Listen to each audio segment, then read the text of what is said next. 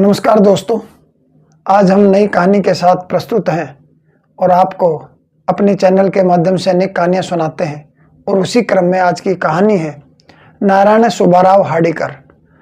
भारत के स्वतंत्रता सेनानी और कांग्रेस के प्रसिद्ध राजनेता थे, जिन्होंने भारतीय स्वतंत्रता संग्राम के दिनों में प्रसिद्ध हिंदुस्तान सेवा दल की स्थापना की थी। बंगाल विभाजन के विरोध में नारायण सुब्बाराव ने आर्य बाल सभा का गठन किया था। आजादी के बाद वर्ष 1952 में उन्हें राज्यसभा का सदस्य चुना गया। नारायण सुब्बाराव हार्डिकर का जन्म 7 मई 1889 को ब्रिटिश शासनकाल में मैसूर राज्य कर्नाटक के एक धारवाड़ जिले में हुआ था। इनके पिता का नाम सुब्बाराव तथा माता यमुनाबाई थी। अपनी आरंभिक शिक्षा पूर्ण करने के बाद वे अध्ययन के लिए पुणे चले गए थे।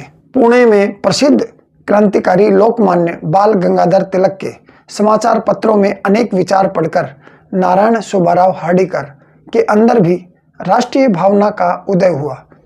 देशभक्ति की भावना मन में जागृत होते ही विद्यार्थी जीवन से ही सार्वजनिक कार्यों में रुचि लेने लगे। बंग भंग के विरोध में उन्होंने आर्य बाल सभा का गठन किया। इंटर की परीक्षा उत्तीर्ण करने के बाद आगे वे उच्च शिक्षा के अध्ययन के लिए नारायण सुब्बाराव 1913 में अमेरिका चले गए। वहां उन्होंने मिचिगन यूनिवर्सिटी में अपना अध्ययन पूरा किया।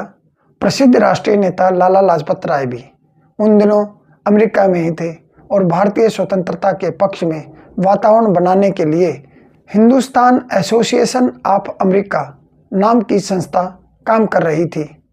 नारायण सुब्बाराव हार्डिकर भी उसकी गतिविधियों में रुचि लेने लगे थे और बाद में लाला लाजपत राय की अध्यक्षता में इंडियन लीग ऑफ अमेरिका नाम की संस्था बनी, तो उसके मंत्री का पदभार डॉक्टर नारायण सुब्बाराव हार्डिकर ने संभाला।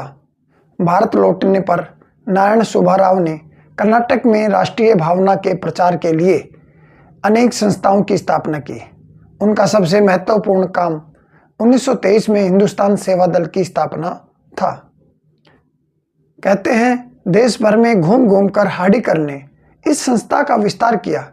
हिंदुस्तान सेवा दल का देश के स्वतंत्रता संग्राम में महत्वपूर्ण योगदान रहा था। डॉक्टर नारायण सुब्बाराव हार्डिकर को 1930 में गिरफ्तार कर लिया गया और सेवा दल गैर कानूनी घोषित कर दिया गया। सुब्बाराव को जेल में बंद कर दिया गया।